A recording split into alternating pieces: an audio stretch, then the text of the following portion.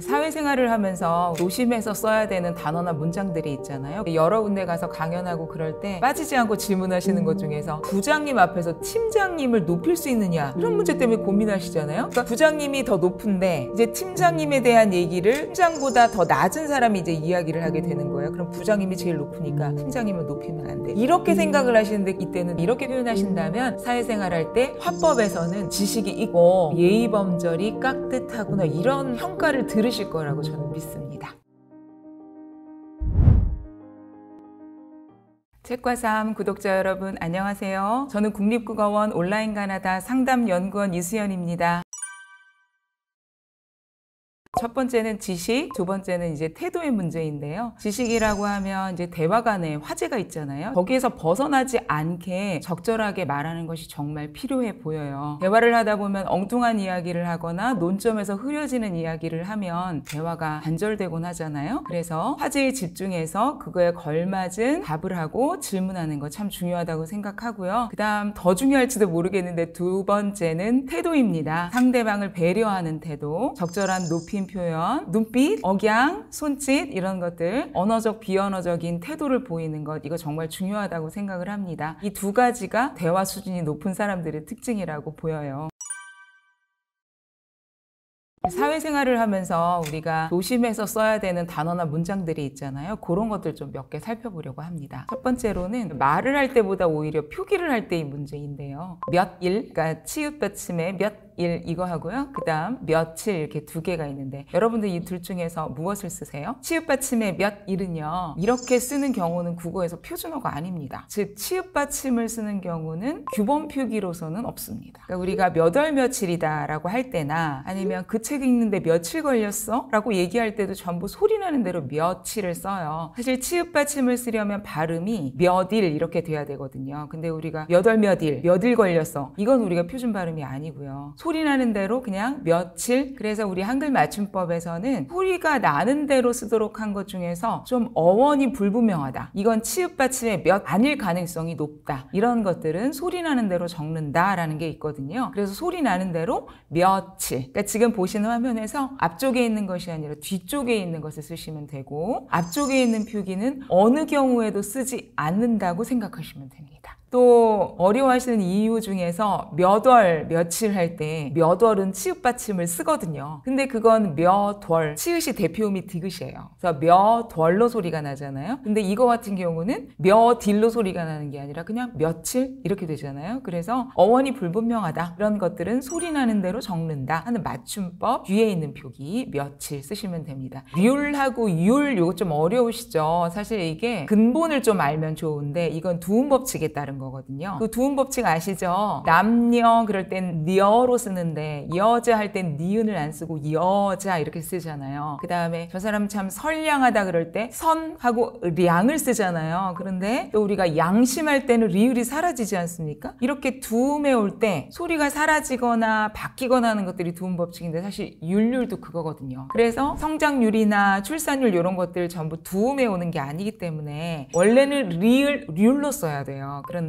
앞에 있는 명사, 즉 뭐 성장이다, 출산이다, 이런 말들이 모음으로 끝났을 때 또는 니은 받침일 때, 예를 들어서 모음으로 끝나는 건 지지율 같은 거 있죠? 지지, 이런 건 모음으로 끝나잖아요. 그리고 출산, 흡연, 이런 말들 있죠? 니은 받침으로 끝나는 것들은 율로 적어요. 그러니까 리을을 표시를 하지 않죠. 그래서 정리를 하면 일단 여러분들은 어떻게 생각하시면 되냐면, 앞말이 받침이 있으면 률, 받침이 없으면 리을이 없는 율로 적는다고 생각을 하시면 되고, 받침 중에서 니은 하나 있죠? 요것만 율로 적는다고 생각하시면 안 헷갈리세요. 그래서 성장률 앞쪽에 있는 게 맞고요. 출산율 요거는 뒤쪽 율로 적는 게 맞아요. 사회생활을 하시다 보면은 어떤 표현이 적절할까 이런 고민들 많이 하시잖아요. 여러 군데 가서 강연하고 그럴 때 빠지지 않고 질문하시는 것 중에서 이제 윗사람한테 수고하셨습니다, 수고하다라는 단어 쓰면 안 되냐, 이런 질문들을 많이 하세요. 분명히 그런 질문을 하신 데는 때는 현실적인 뭔가 갈등이나 충돌이 있었을 거라고 생각이 돼요. 그러니까 전혀 그런 문제가 없었다면 질문을 안 하실 텐데, 일단은 제가 기준을 좀 말씀을 드리면 예전부터 윗사람에게 수고하다라는 단어를 쓰는 것은 좀 꺼렸다고 합니다. 우리가 윗사람에게는 직접적으로 표현을 하지 않고 되게 애둘러 표현을 하잖아요. 그리고 말을 많이 아끼잖아요. 근데 이제 수고하다라는 거는 고생을 당한다, 고생을 받는다 이런 의미이기도 하고 너무 직접적이어서, 그래서 이 언어의 절자료에 보면은 퇴근하고 나가면서 수고하세요 이렇게 표현하시는 분들은 이거는 윗사람이 언짢을 수 있으니까 쓰지 말아야 한다 이런 표현들이 있어요. 그래서 일단은 지금까지 수고하다를 편하게 쓰신 분들은 윗사람한테 써서는 안 되는데 이걸 아시는 분이라면 언짢을 수 있다는 생각하시고 쓰셔야 된다는 거. 그 다음에 또 하나는 좋은 표현이라고 생각하고 쓰시진 마시기 바란다는 거. 그거 두 개 말씀드리고 싶어요. 그럼 이제 항상 뒤 이어지는 질문이 그럼 어떤 표현을 씁니까? 이거잖아요. 정말 국립국어원에 이 질문 많이 오거든요. 그래서 저희들이 많이 고심을 해요. 그런데 언어의 절자료에 정년퇴임하시는 분들에게 하는 인사말로 그동안 애 많이 쓰셨습니다를 할 수 있다고 되어 있어요. 그 다음에 꼭 뭐 수고하다, 애 많이 쓰셨다 꼭 그 표현을 쓰지 않으셔도 돼요. 저도 그런 맥락을 많이 만나잖아요. 그러면 오늘 고맙습니다, 도와주셔서 고맙습니다, 감사합니다 이렇게 표현하셔도 충분하고요. 만약에 꼭 애를 많이 써주신 것에 대해서 표현하고 싶다 그러면 오늘 고맙습니다, 애 정말 많이 쓰셨습니다 이렇게 표현하신다면 사회생활 할 때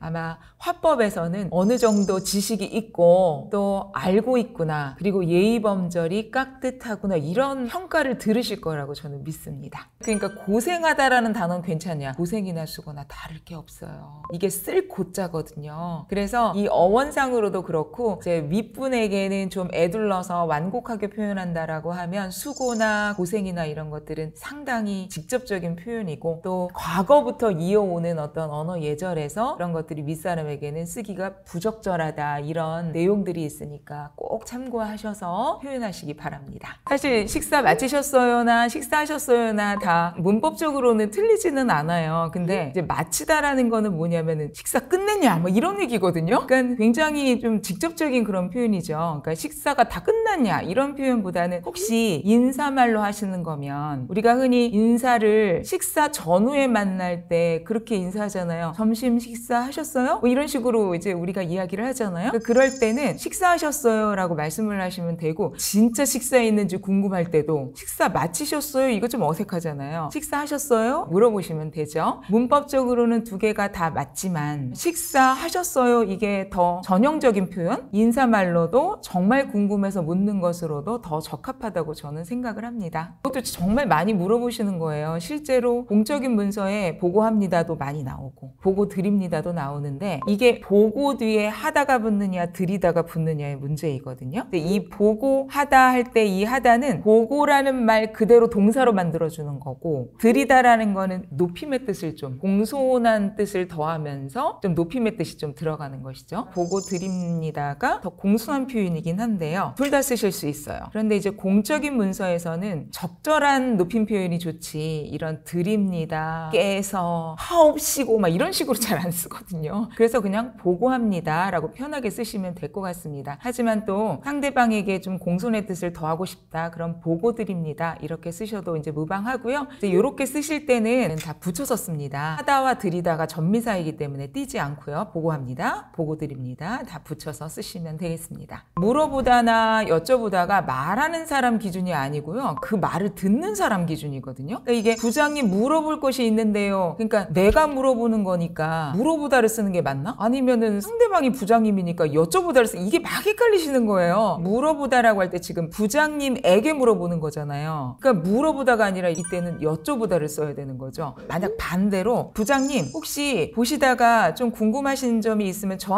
저에게 그러면 저에게 여쭤보세요 이러시면 안 되는 거죠. 물어보세요가 되는 거예요. 그러니까 할아버지께 여쭤보다, 할머니께 여쭤보다, 어머니께 여쭤보다, 아버님께 여쭤보다 이런 식으로 말씀하셔야 되고, 나에게 물어보다 또는 동생에게 물어보다. 그러니까 이 말하는 주체가 아니라 이 말을 듣는 대상, 즉 에게, 한테 요거 붙는 대상이 높일 사람이면 여쭤보다, 그렇지 않으면 물어보다를 쓰면 돼요.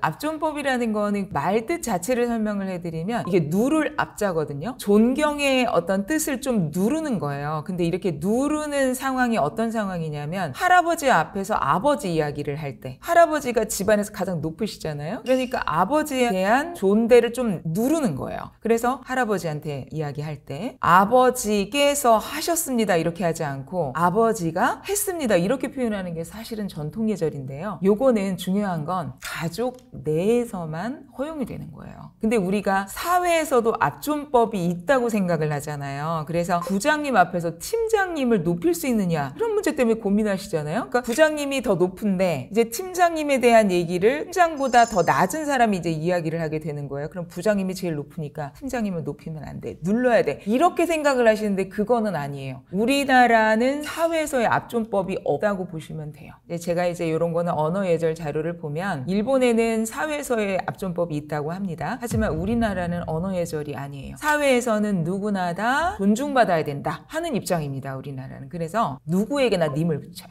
그 다음에 누구에게나 시를 붙여요. 예를 들어서 부장이 했습니다. 이거는 안 돼요. 그러니까 님을 붙여야 되나 말아야 되나. 님은 반드시 누구에게나 붙이셔야 돼요. 만약에 팀장이 아니라 그냥 대리라고 하더라도 대리님이라고 님을 붙이셔야 되고요. 그 다음에 그분이 어떤 일을 했다 그럴 때 이제 가정에서는 했습니다 라고 하는 게 이제 기본이잖아요. 그렇지만 시를 붙여서 하셨습니다. 정리를 하면 부장님, 팀장님이 오셨습니다. 이렇게 표현하는 게 맞아요. 그래서 님을 붙이시고 그분의 행동에 대해서 시를 넣으시면 돼요. 그럼 다른 예를 보면 사장님이 들어와서 이 일은 누가 했는가? 라고 물어봤어요. 그럼 사장님한테 이제 부장님이 이 일을 했다고 이야기할 때 사장님, 이 일은 부장님이 하셨습니다. 이렇게 표현하시는 게 맞는 거예요. 그래서 이렇게 사회에서 압존법은 없다 이렇게 생각을 하시면 되고 님을 붙이고 시를 붙여서 표현하신다. 요거는 언어 예절 자료에 분명히 근거가 있으니까 제가 말씀드리는 것에 따라서 표현하시면 되겠습니다.